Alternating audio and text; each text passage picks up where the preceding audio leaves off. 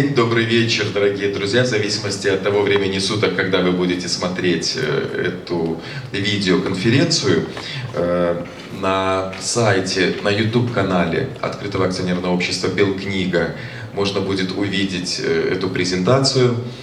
Вот. Сегодня мы представляем уникальное издание белорусских сказок «Вядьмар, які рабіўся ваўком». Старт продаж начинается этой книги 22 апреля. В этот день ее можно будет приобрести со скидкой.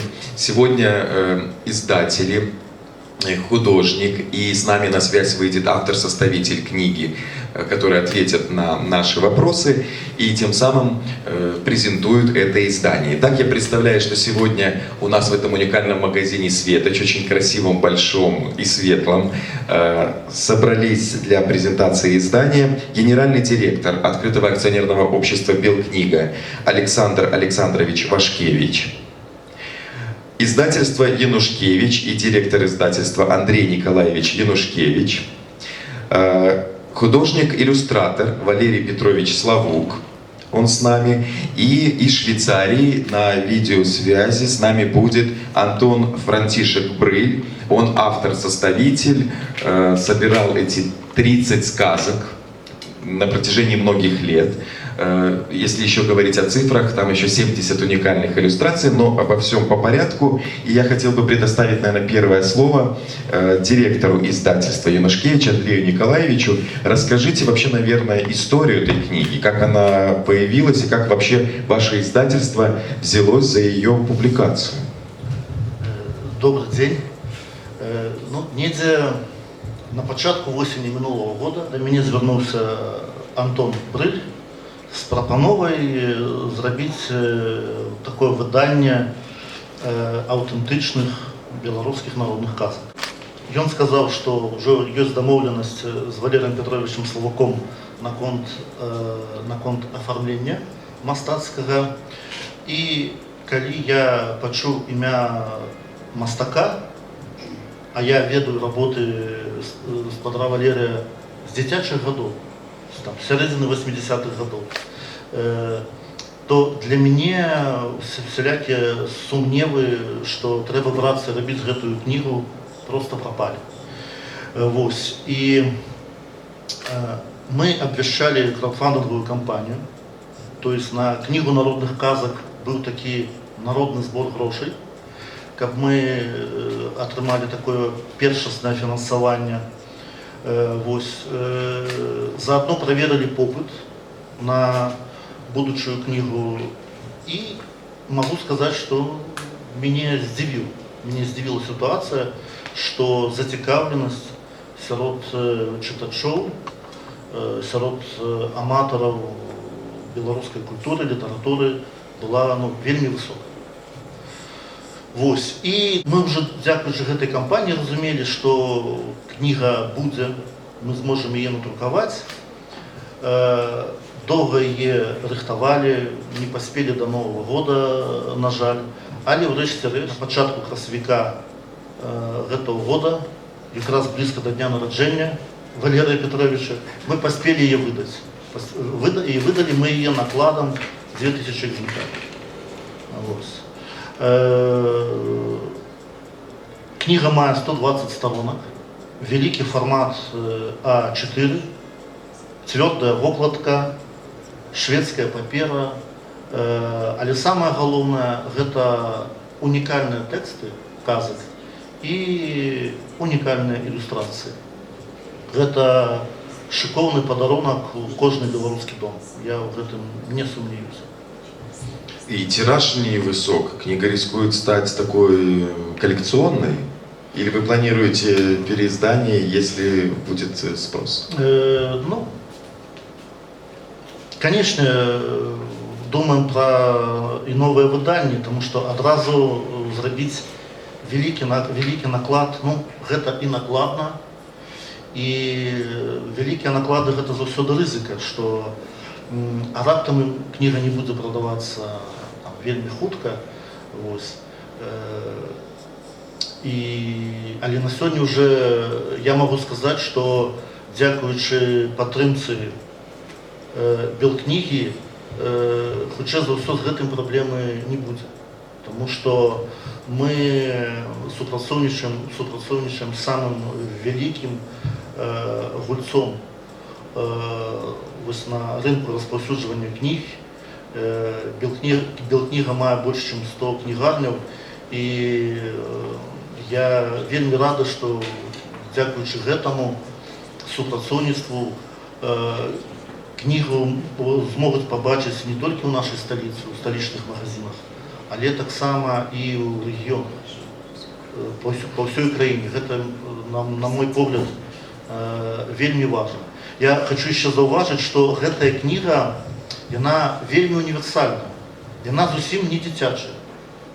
Гэта не проста казкі для дзяцей, гэта пласт жывой беларускай народнай культуры, і яе з вялікай цікавасцю прачытаюць, нават скажу, зачытаюцца дарослыя у любым узросце.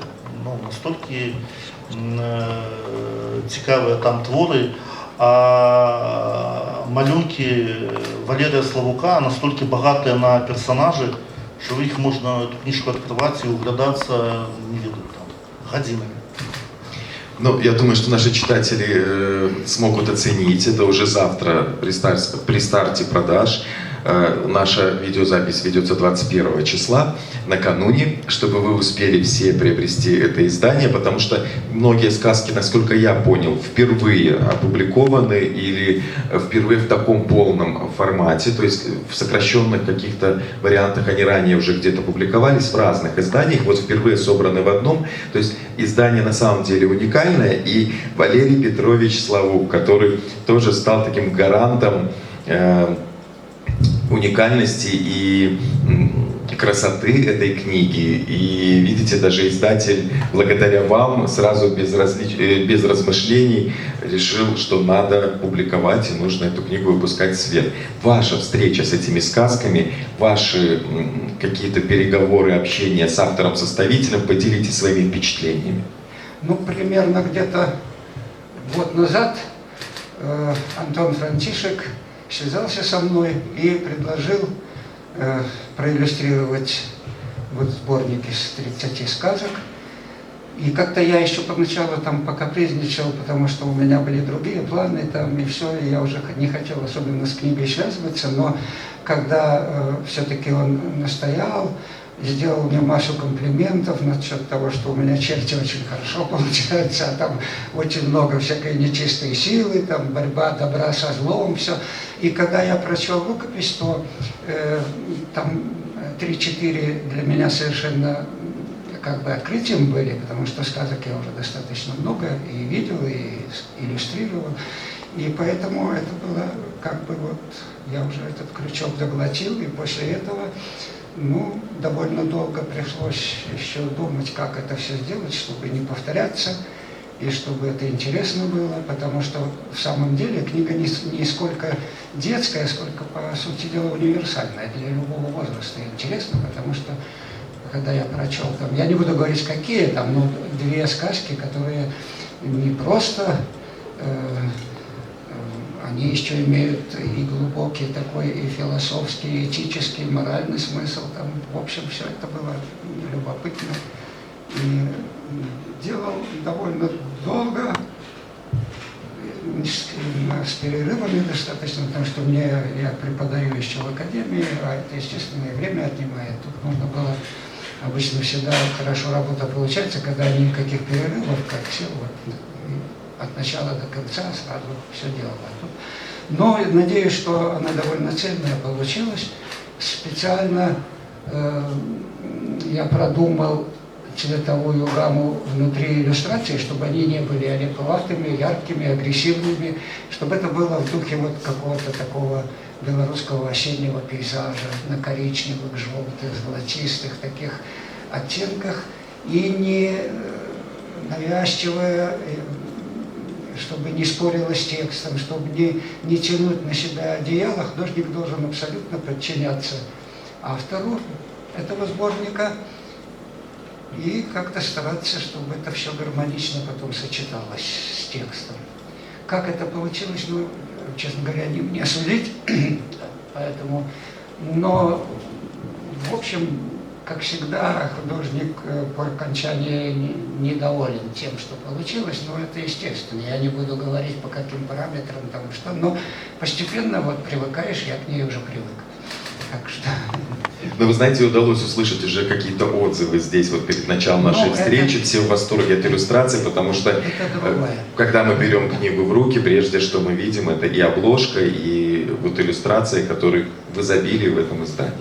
Да, обложка получилась, на мой взгляд, потому что был вариант с таким фиолетовым фоном, он уже и в интернете был, как-то и вроде привыкли, но мне повезло, в издательстве «Мистецкая литература» дизайнер Настя очень хорошо помогла в этом плане, потому что я не очень, я дистанцируюсь от компьютерной техники, меня она не то, что там раздражает все, но мне нравится все руками сделать, а тут оказалось, что вот в свое время я упустил возможность компьютерной графики.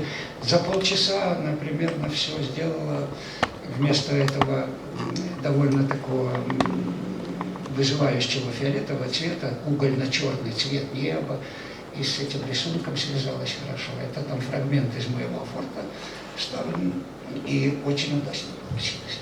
Но вы один из немногих, кто прочел сказки.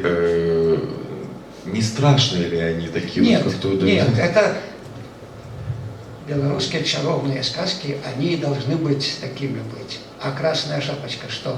Не страшная? А любые европейские сказки братьев Гримм, я помню по детству, там просто до дрожи пробирало, потому что в этом есть что-то, это не какие-то там фильмы ужаса, это совсем другое. Здесь просто нужно заинтересовать, нужен какой-то элемент такой, чтобы где-то зацепило. То есть перед сном впечатлительные натуры могут прочесть эту сказку и спокойно... Это же удовольствие большое, потом спрятаться под одеялом. Черти такие родные. Ну, родные, не родные, но как бы я так представлял, чтобы это было согласовано все-таки с текстом. И если нет упоминаний как и что, ну тут приходится уже там включать воображение. Давайте попробуем выйти на связь со Швейцарией, есть ли у нас такая возможность. Антон, мы вас видим вот уже на весь экран, да, мы вас видим очень хорошо. Добра. Ну что, вертаемся до того ж питання. Так, давайте спочатку, каб мы смогли занотовать вось на відео, каб потом выкласти это у YouTube. Добра. Значить, я цікавлюся народними казками і старими записами уже досить шмат гадоў.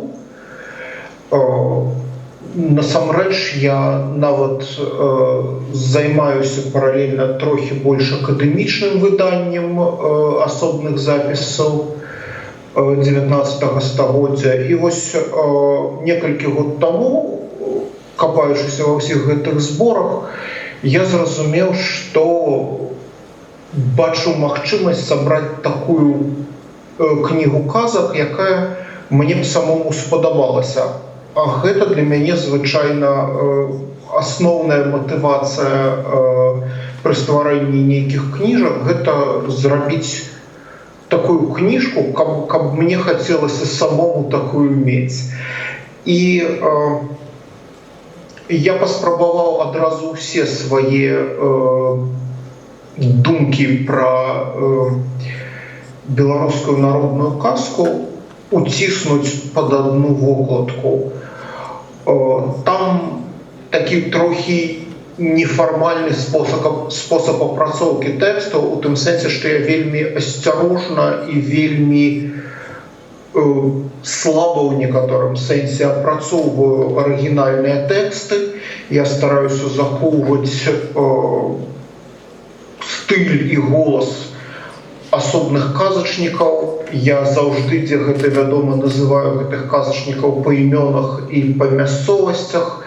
Такім чынам гэта не, наколькі магчыма, гэта не абстрактна народныя казкі, гэта спадчына канкрэтных казачнікаў з ваколіц Мсціжа, з ваколіц Сянна, з ваколіц Ваўкавыска. Гэта былі ўсё такія досыць значныя цэнтры збірання фальклора. Трапіла адна казка з запісаў Адама Богдановича, трапіла адна казка з запісаў Кірыла Анікіевіча. То бок гэта па магчымасці такі рэпрэзентатыўны збор беларускіх казачнікаў. Хаця моя любимая казачніца Розалія Смак туда не трапіла, я збіраюся рабіць для яе асобную кніжку пазней. Вось гэта, напрыклад, напэўна, гэта асноўны адказ на пытанне. Нам чакаць яшчэ аднаго выдання, наколькі я зразумеў? Так, але яно будзе зусім іншага кшталту. Я спадзяюся, што недзе цягам году мы даробім вельмі акадэмічнае выданне па асобных запісаў Адама Богдановича. З запісаў ён ужо настаўнікам праз год 10 там праз ад 5 до 10 год пасля смерці сваёй бабулі запісаў з памяці яе казкі і зрабіў гэта вельмі прыгожа і вельмі на свой лад літаратурна. І далёка не ўсе з гэтых запісаў перавыдаваліся пасля 19 стагоддзя. І вось мы хочам гэта выправіць. А наколькі таксама мне паведамілі, у гэтым выданні ёсць нейкія казкі, якія ўпершыню чытачы змогуць іх убачыць? Ці сапраўды гэта так? Упершыню у сэнсе выданняў, разлічаных на шырокага чытача. Усё гэта у канцы 19-го, пачатку 20-го стагоддзя было выдадзена у, скажам, акадэмічных зборах фальклора. Некаторыя з гэтых казак я, прынамсі, ніколі не бачыў, каб казку пра бедняка і мертвецоў уключалі у дзіцячыя зборы. Казку пра каралеўну Вупара звычайна выходзяць, вельмі цудоўны запіс таксама Адама Богдановича. Казка пра чорта і льняное поле — гэта такі трохі асобны выпадак. У нас няма, скажам, тэкставага запісу гэтай казкі. Фальклорыст Еўдакім Раманаў вельмі суха пераказаў яе сюжэт у адным з сваіх выданняў. І для гэтай кніжкі я ўзяў на сябе смеласць так сцісла, але крышку больш апавядальна разгарнуць гэты сюжэт у штосьці, што можна чытаць. Там досыць шмат казак у цэлым, якія часта абыходзяцца для, скажем, для масавых выданняў, хаця досыць шмат і таго, што ўсе ведаюць. А ёсць нейкія асабістыя рысы для беларускіх казак у адрозненні вось ад казачных гісторый іншых народаў? Гэта цяжкае пытанне. Справа ў тым, што сюжэты вельмі шмат перасякаюцца паміж рознымі краінамі, прычым, гледзячы па ўсім, гэта не выпадковасць, у сэнсе гэта вельмі актыўны працэс абмену паміж рознымі народамі. У тым ліку трэба памятаць, што нават у вёсцы яшчэ ў 18 стагоддзі бывалі пісьменныя людзі, і, значыцца, казкі з пісьмовых збораў маглі трапляць і рабіцца зноў вуснымі. У прыватнасці, вось калі паглядзець на казку пра бедака і мертвецоў, гэта вельмі падобна да Алі-Бабы, і гэта, напэўна, не выпадковасць, таму што казкі «Тысячи и одной ночи» былі перакладзеныя на польскую яшчэ ў 18 стагоддзі. Хутчэй за ўсё, гэтая казка як бы вырвалася з кнігі, пайшла ў народ і адаптавалася пад мясцовы каларыт. Хаця, можа быць, там былі нейкія больш глыбокія сувязі. То бок, у цэлым, ёсць стыль асобных казачнікаў. Кожны казачнік мае вельмі індывідуальны голас. Але на больш шырокім узроўні казкі гэта збольшага вельмі міжнародныя сюжэты, вельмі міжнародныя з'явы. Спасибо. Побудьте, пожалуйста, еще с нами немножко. Я хотел бы вот предоставить слово генеральному директору открытого акционерного общества «Белкнига» Александру Александровичу Вашкевич. Мы уже сообщили, что 22 апреля старт продаж. Где можно приобрести книгу? Можно ли это сделать по интернету? Стоимость издания и прочую информацию хотелось бы узнать. Вибачайте, беларускамоўная частка нашей аудитории. Я над гэтым працую. Але сегодня по-российску.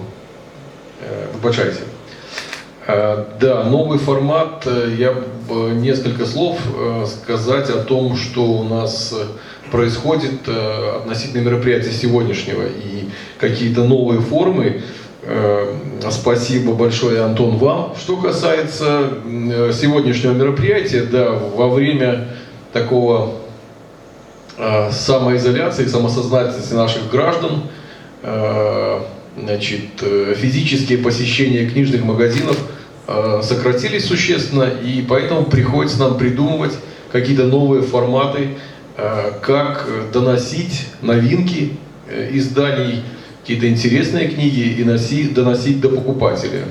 И сегодняшнее мероприятие, оно уже не первое. Мы работаем сейчас активно над серией творческих встреч и таких видеопрезентаций по творчеству нашего земляка-писателя Владимира Короткевича, которому в этом году исполняется 90 лет.